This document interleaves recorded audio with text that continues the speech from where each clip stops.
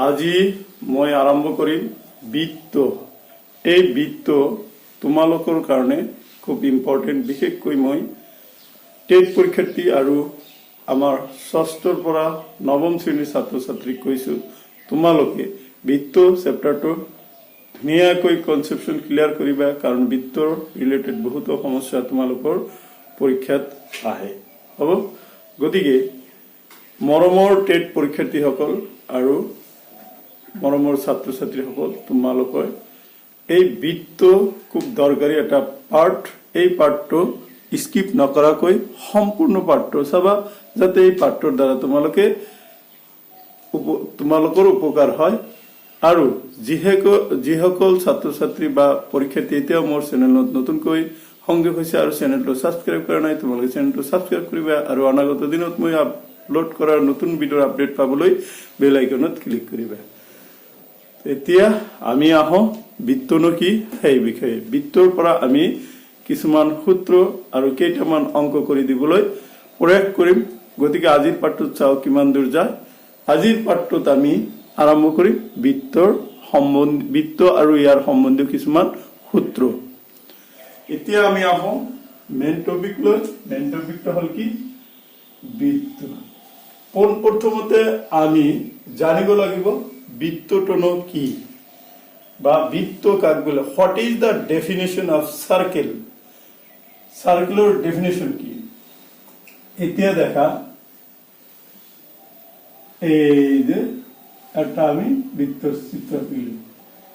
এতিয়া কথা হ'ল সূত্ৰটো কি হ'ব? কোনো বিন্দু কেন্দ্ৰ কৰি, কি কৈছো, কোনো এটা বিন্দু কেন্দ্ৰ কৰি সেই বিন্দুৰ পৰা সম দূৰত্বত থকা বিন্দুৰ সমষ্টিক বৃত্ত বোলে। মই কি কৈছো?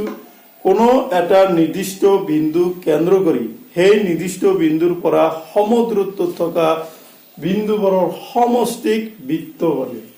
বৃত্তৰ আকাৰ বৃত্তাকাৰ বা গোলাকাৰ, এনেকুৱা আকৃতিক আমি কি বুলি কওঁ? বৃত্ত। আৰু মই যে কোনো এটা নিৰ্দিষ্ট বিন্দু কেন্দ্ৰ কৰি বৃত্তটো আঁকিছিলো, সেই নিৰ্দিষ্ট বিন্দুটোক আমি কি বুলি কওঁ?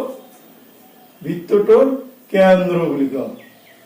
কেন্দ্ৰ, ওকে, বৃত্তটোৰ কেন্দ্ৰ বুলি কওঁ। আৰু কেন্দ্ৰক সাধাৰণতে ও আখৰেৰে বুজা হয়। ও বা কোনো কোনো কিতাপত চি আখৰেৰে বুজা হয়। কেন্দ্ৰৰ ইংৰাজী নাম হ'ল কি? চেণ্টাৰ। সেইকাৰণে কেতিয়াবা কোনো কোনো কিতাপত চি আখৰেৰে কেন্দ্ৰক নিৰ্দেশ কৰা হয়। এতিয়া আমি কি পালো তেতিয়াহ'লে? যে বৃত্ত কি? যে কোনো এক নিৰ্দিষ্ট বিন্দু কেন্দ্ৰ কৰি সেই বিন্দুৰ পৰা সম দূৰত্বত থকা বিন্দুৰ সমষ্টি কি বোলে? বৃত্ত বোলে। আৰু সেই নিৰ্দিষ্ট বিন্দুটোক বৃত্তটোৰ কেন্দ্ৰ বোলে। ক্লিয়াৰ হ'ল নে? এতিয়া বৃত্তৰ পৰিসীমা, ধৰা বৃত্তত থকা, মই কি কৈছো? বৃত্তত থকা কোনো বিন্দুৰ পৰা আৰম্ভ কৰি সেই বিন্দুলৈ ঘূৰি আহোঁতে যিখিনি দূৰত্ব অতিক্ৰম কৰা হয় এইখিনি বৃত্তৰ পৰিসীমা বোলে। পৰিসীমা। আৰু পৰিসীমাক বৃত্তৰ ক্ষেত্ৰত কি বুলি কোৱা হয়? পৰিধি বুলি কোৱা হয়। পৰিধি বা সাৰ্কামফাৰেন্স। ওকে, এইটো হ'ল বৃত্তৰ তোমাৰ পৰিধি বা পেৰিমিটাৰ বা সাৰ্কামফাৰেন্স। ওকে, তেতিয়াহ'লে বৃত্তৰ পৰিধি পালো, বৃত্তৰ কেন্দ্ৰ পালো, বৃত্ত কাক বুলি পালো। এতিয়া আহো আমি বৃত্তৰ খুবেই দৰকাৰী বৃত্তৰ অংশ, সেইটো হ'ল কি? ব্যাসাৰ্ধ। ব্যাসাৰ্ধক ইংৰাজীত ৰেডিয়াছ বুলি কয়। আৰু সেইকাৰণে ৰেডিয়াছৰ প্ৰথম আখৰটো কি? আৰ। সেইকাৰণে বৃত্তক আমি আৰ স্মল দিব পৰা, কেপিটেল দিব, আৰ আখৰেৰে নিৰ্দেশ কৰো, হয়নে? গতিকে বৃত্তৰ ব্যাসাৰ্ধনো কি এই বিষয়ে আমি জানিবলৈ যত্ন কৰিম। দেখা, বৃত্তৰ ব্যাসাৰ্ধ, আমি যে বৃত্তটো যে আঁকিছিলো না, এই বৃত্তটো যে আমি আঁকিছো, ধৰা এইটো আৰু এটা আঁকো। এইটো এটা বৃত্ত, এইটো হল কি? এইটো বৃত্ত, ঠিক আছে? তোমালোকে কিন্তু কম্পাছৰ সহায়ত ধুনীয়াকৈ আঁকিব লাগিব। বিশেষকৈ ক্লাছ 6ৰ পৰা 9ম শ্ৰেণীৰ ছাত্ৰ ছাত্ৰীক কৈছো এইখিনি হল কি বৃত্তৰ কেন্দ্ৰ। এতিয়া আমি কৰিম কি বৃত্তৰ ব্যাসাৰ্ধ। বৃত্তৰ ব্যাসাৰ্ধ হল বৃত্তৰ কেন্দ্ৰৰ পৰা আৰু বৃত্তটোৰ যিকোনো বিন্দুৰ মাজৰ দূৰত্ব। বুজি পাইছেনে? বৃত্তৰ কেন্দ্ৰ আৰু বৃত্তৰ যিকোনো বিন্দুৰ মাজৰ দূৰত্বক আমি কি বুলি কওঁ ব্যাসাৰ্ধ। এই যে বৃত্তক আমি ও দি বুজাইছিলো এইটো যদি এ দি বুজাও আৰু ইয়াৰ মাজৰ যিখিনি দূৰত্ব আছে এইখিনি ইয়াক আমি আৰ দি বুজাও বৃত্তৰ ব্যাসাৰ্ধ বুলি কয়। ভেৰি ইম্পৰ্টেন্ট পাৰ্ট, কাৰণ তোমালোকৰ কিছুমান সমস্যা ইয়াৰ পৰা আহিব। গতিকে বৃত্তৰ কেন্দ্ৰ আৰু বৃত্তত থকা যিকোনো বিন্দুৰ মাজৰ দূৰত্বক আমি কি বুলি কওঁ ব্যাসাৰ্ধ। ওকে, নাও কাম টু ব্যাস। বৃত্তৰ ব্যাস কি হব বুজি পাইছেনে? ব্যাস হব ডায়েমিটাৰ। ডায়েমিটাৰ। এতিয়া কথা হল ব্যাস নো কি? এতিয়া আমাৰ এইটো বৃত্ত আছিলে, এইটো মই মুছি দিছো। বৃত্ত, এই বৃত্তটোৰ কেন্দ্ৰ এইটো আছিল। তো ব্যাস কি হব বৃত্তৰ কেন্দ্ৰৰ মাজেৰে যোৱা আৰু বৃত্তটোক দুটা বিন্দুত স্পৰ্শ কৰা ৰেখাডালক বৃত্তটোৰ কি বুলি কোৱা হয় ব্যাস বুলি কোৱা হয়। কি বৃত্তৰ কেন্দ্ৰৰ মাজেৰে যাব লাগিব, বৃত্তৰ কেন্দ্ৰৰ মাজেৰে যোৱা আৰু বৃত্তটোক যিকোনো দুটা বিন্দুত ছেদ কৰা। ছেদ দ্বাৰা এই দুটা বিন্দুত ছেদ কৰিছে, এই বিন্দুটো এ আৰু এই বিন্দুটো হল বি।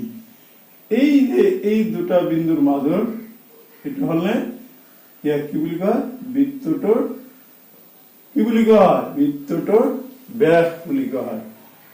পালো নহয় ব্যাস কাক বোলে? আৰু ব্যাসৰ যেহেতু ইংৰাজী নাম হল ডায়ামিটাৰ, সেইকাৰণে ব্যাসক আমি স্মল লেটাৰ ডি ৰে নিৰ্দেশ কৰো। হলে গতিকে চিত্ৰত কি লিখিবা? চিত্ৰত এ ও বি এডাল ব্যাস, নাইবা চিত্ৰত ও কেন্দ্ৰীয় বৃত্তত এ ও বি এডাল ব্যাস। ক্লিয়াৰ হৈছে? Concept clear? এতিয়া আমি এতিয়া বৃত্ত ব্যাস আৰু ব্যাসাৰ্ধৰ মাজৰ সম্পৰ্ক তোমালোকে মনত ৰাখিবা। এইখিনি মই ইয়াৰ এই মূল বিন্দুৰ পৰা এইখিনি কি কৈছিলো ব্যাসাৰ্ধ বুলি কৈছিলো নহয়। আকৌ এইখিনিৰ পৰা এইখিনিও কিন্তু ব্যাসাৰ্ধ। গতিকে কেইটা বৃত্তৰ ব্যাস এটা কেইটা কি ব্যাসাৰ্ধ আছে? দুটা ব্যাসাৰ্ধ আছে। গতিকে বৃত্তৰ ব্যাস সমান সমান কি হব? বৃত্তৰ ব্যাসক আমি ডি ৰে বুজাইছো, D equal to 2 into r। গতিকে ব্যাস আৰু ব্যাসাৰ্ধ সম্পৰ্ক হল কি ডি ইকুৱেল টু 2r। ইয়াৰ পৰা তোমালোকৰ বৃত্তৰ পৰিসীমা কালি যেতিয়া আমি শিকিম তেতিয়া কিন্তু এই ফৰ্মুলাখিনি লাগিব। ওকে, আৰ এতিয়া আমি কি বুজাইছো? গতিকে ব্যাস বৃত্তৰ ব্যাস সমান সমান 2 পূৰণ বৃত্তৰ ব্যাসাৰ্ধ। মনত থাকিবনে? বৃত্তৰ ব্যাস ব্যাসাৰ্ধ 2 গুণ। ইয়াক আমি এনেকৈ লিখিব পাৰো, এনেকৈ যদি লিখো 2r ইকুৱেল টু ইয়াৰ পৰা 2r ইকুৱেল টু d লিখিব পাৰো। পাৰোনে নাই? তেতিয়াহলে r ইকুৱেল টু কি হব d বাই 2। গতিকে ব্যাস দিয়া থাকিলে ব্যাসাৰ্ধ আমি কেনেকৈ উলিয়াম? ব্যাসক আমি 2 ৰে হৰণ কৰিলে ব্যাসাৰ্ধ আমি অনায়াসে পাই যাম। ক্লিয়াৰ হৈছে? গতিকে ব্যাস আৰু ব্যাসাৰ্ধ সম্বন্ধীয় অংক লাগিবই, আমাৰ লাগিবই। বহুত অংক পৰিসীমা কালি এইবিলাক বা পৰিধি ওলাওতে আহিয়ে থাকে। এতিয়া আমি আহো নেক্সট পাৰ্ট লৈ। আমি কি পালো? ব্যাস আৰু ব্যাসাৰ্ধ পালো। এতিয়া আমি আহিম বৃত্তৰ অৰ্ধ। বৃত্তৰ ব্যাসে সকলো সময়তে বৃত্তটোক কি কৰে? দুটা সমান ভাগত ভাগ কৰে আৰু প্ৰতিটো ভাগক কি বুলি কোৱা হয় অৰ্ধবৃত্ত। অৰ্ধ মানে আধা, আধা বৃত্ত বুলি কয়। আধা বৃত্ত কেনেকুৱা হব দেখা। এই যে বৃত্তৰ এইটো কেন্দ্ৰৰ মাজেৰে গৈছে দেই, কেন্দ্ৰৰ মাজেৰে গৈছে আৰু বৃত্তটো সমান দুটা ভাগত ভাগ কৰিছে আৰু প্ৰতিটো ভাগক এই ভাগকো অৰ্ধবৃত্ত, এই ভাগকো কি বুলি কোৱা হয় অৰ্ধবৃত্ত বুলি কোৱা হয়। অৰ্ধবৃত্ত, গতিকে তোমালোকৰ পৰীক্ষাত বা অৰ্ধবৃত্ত সম্বন্ধীয় হেৰি আহিব পাৰে, অংক আহিব পাৰে, গতিকে এইটো অৰ্ধবৃত্ত। তেতিয়াহ'লে অৰ্ধবৃত্ত কি? অৰ্ধবৃত্ত অর্ধবৃত্ত হল সেমি সার্কেল, গতিকে সেমি সার্কেল বা অর্ধবৃত্ত কাক বলে? বৃত্তর আধার অর্ধবৃত্ত বলে, নাইবা বৃত্ত ব্যাসে বৃত্তটোক সমানে দুটা ভাগত ভাগ করে আৰু প্ৰতিটো ভাগকে বৃত্তটোৰ কি বুলি কোৱা হয়? অৰ্ধবৃত্তটোৰ অৰ্ধবৃত্ত বুলি কোৱা হয়। এতিয়া আমি আহোঁ আৰু এটা পইণ্ট লৈ, সেইটো হল কি? যা কৰ্ড, CHORD কৰ্ড হলে এতিয়া চোৱা, এইটো বৃত্ত আছে নহয়, এই বৃত্তটোৰ কেন্দ্ৰৰে নোযোৱা আৰু বৃত্তটোক দুটা বিন্দুত স্পৰ্শ কৰা, ধৰা এইটো, এই ৰেখাডাল আছে নহয়, এইটো ধৰিলো পি আৰু কি ধৰিলো, কি কৈছো মই? যা বুলি কাক কয়? যা হল বৃত্তৰ কেন্দ্ৰৰে নোযোৱা আৰু বৃত্তটোক দুটা বিন্দুত ছেদ কৰা ৰেখাডালক বৃত্তটোৰ যা বুলি কোৱা হয়। চিত্ৰত পি কিউ হল কি? চিত্ৰত বৃত্তটোৰ যা। এটাই কথা হল, যা সম্বন্ধে তোমালোকৰ নলেজ নহয়, বৃত্তৰ কেন্দ্ৰৰে যাব লাগিব আৰু কিন্তু দুটা বিন্দুত স্পৰ্শ কৰিব লাগিব, স্পৰ্শ নকৰিলে কিন্তু যা নহব। গতিকে বৃত্তৰ কেন্দ্ৰৰে যাব নালাগিব, বুজি পাইছে? বৃত্তৰ কেন্দ্ৰৰে নোযোৱা আৰু বৃত্তটোক দুটা বিন্দুত ছেদ কৰা ৰেখাডালক বৃত্তটোৰ কি বুলি কোৱা হয়? যা বুলি কোৱা হয়। এতিয়া এটা ইয়াতে এটা টিপস মনত ৰাখা, যিটো নেকি পৰীক্ষাত অহাৰ সম্ভাৱনা আছে, সেইটো হল বৃত্তৰ ব্যাসে হল বৃত্তটোৰ ভিতৰত আটাইতকৈ দীঘল যা। কি? বৃত্তৰ ব্যাসেই হল বৃত্তৰ ব্যাসেই হল বৃত্তৰ ভিতৰত বা বৃত্তটোৰ আটাইতকৈ দীঘল, বৃত্তটোৰ আটাইতকৈ